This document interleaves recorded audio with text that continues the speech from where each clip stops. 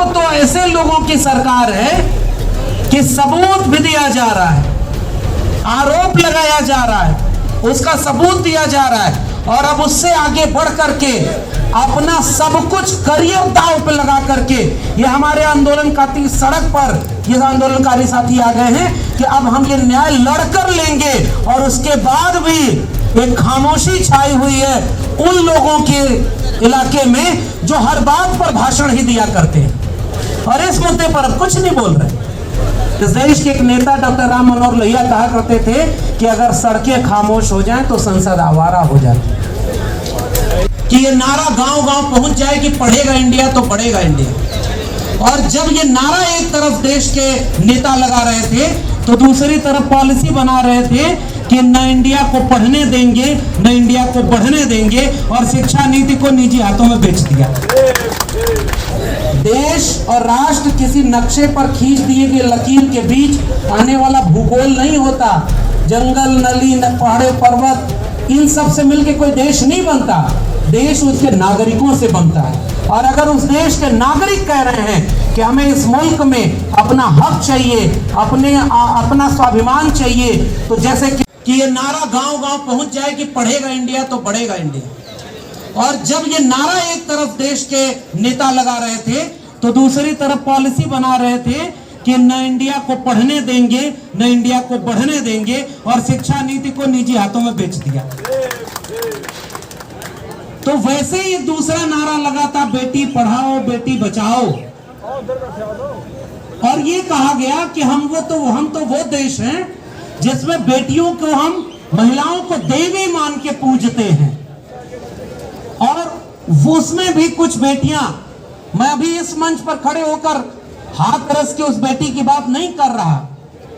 इसी जगह पर हम आज से 10 साल के आसपास हुआ होगा जब और हरियाणा की कोई बेटी के घर वाले न्याय मांगने आए, या अलग अलग जगह पे होता है, उसकी बात नहीं कर रहे। हम उन बेटियों की बात कर रहे जिनके अपने हुनर ने जब दुनिया में इस मुल्क का परचम लहराया तो इस मुल्क के बड़े निजाम ने उन्हें अपनी बेटी बिटिया और क्या क्या कह करके सम्मानित किया कि हमारे परिवार की बेटी।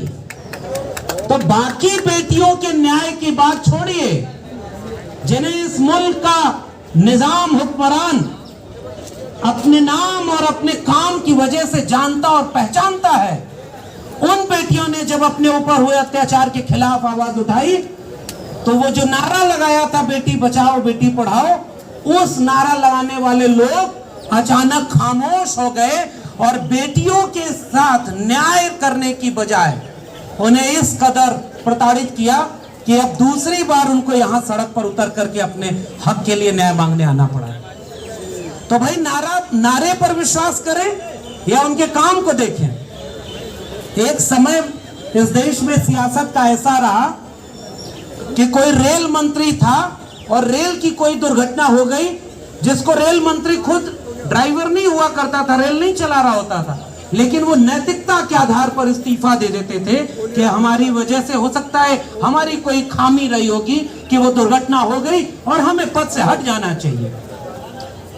लाल बहादुर शास्त्री थे। मैं नाम लेने की बजाय कोशिश करता हूं कि उन प्रवृत्तियों पर बात करें, क्योंकि अगर उनका नाम लेंगे तो आज वाले का भी नाम लेना पड़ेगा, और मैं नहीं चाहता कि इस मंच से ऐसे लोगों का नाम लिया जाए।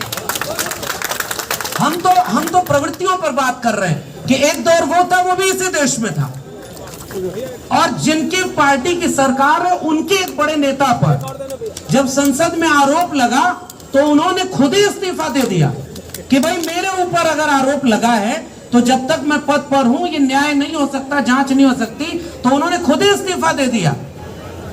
अब तो ऐसे लोगों की सरकार है कि सबूत भी दिया जा रहा है, आरोप लगाया जा रहा है, उसका सबूत दिया जा रहा है, और अब उससे आगे बढ़ करके अपना सब कुछ करियर दांव पे लगा करके ये हमारे आंदोलनकारी सड़क पर ये आंदोलनकारी साथी आ गए हैं कि अब हम ये न्याय लड़कर लेंगे। और उसके बाद भी एक खामोशी छाई हुई है उन लोगों के इलाके में जो हर बात पर भाषण ही दिया करते हैं और इस मुद्दे पर अब कुछ नहीं बोल रहे।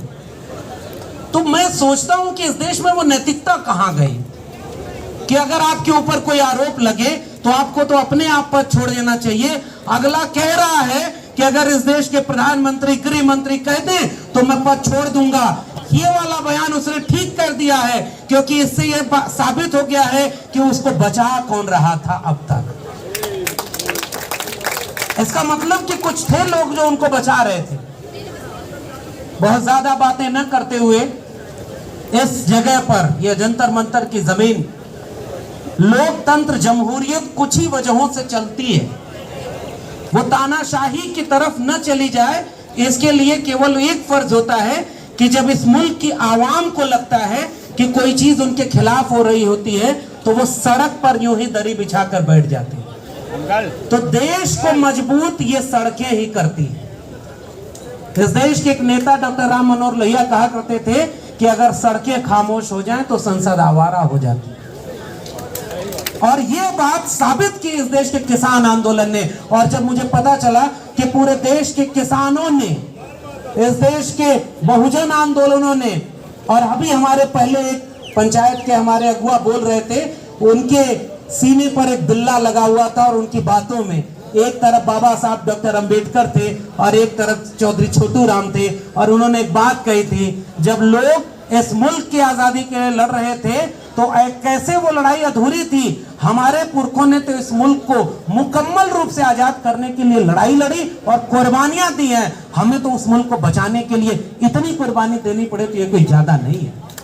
और इसलिए मैं आप सब से ये गुजारिश करता हूं, और आंदोलन बहुत सही दिशा में चल रहा है। आंदोलन चलाने वाले लोगों के लिए मेरी कोई सलाह नहीं है।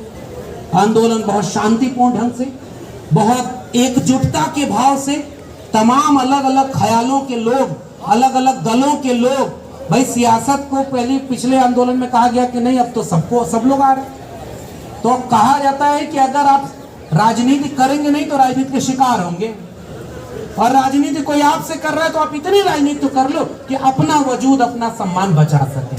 तो मैं इस आंदोलनकारी हमारे साथियों को हमारा जज्बा, हमारी हिम्मत उन्हें मिले, क्योंकि हम उनसे मिलकर ये हिम्मत लेकर लौट रहे हैं। और जितने भी जन आंदोलन हैं, ये राष्ट्र को, मुल्क को बचाने के लिए बहुत जरूरी है। देश और राष्ट्र किसी नक्शे पर खींच दिए गए लकीर के बीच आने वाला भूगोल नहीं होता। जंगल, नली, पहाड़े, पर्वत, इन सब से मिलकर कोई देश नहीं बनता। देश उसके नागरिकों से बनता है। और अगर उस देश के नागरिक कह रहे हैं कि हमें इस मुल्क में अपना हक चाहिए, अपना स्वाभिमान चाहिए, तो जैसे किसान आंदोलन के साथ हम सब लोग खड़े हुए, क्योंकि हम किसानों की औलाद हैं। हमारे हाथ में कलम और किताब है, क्योंकि हमारे पुरखों के हाथ में कुदाल, फावड़ा और हल हुआ करता था।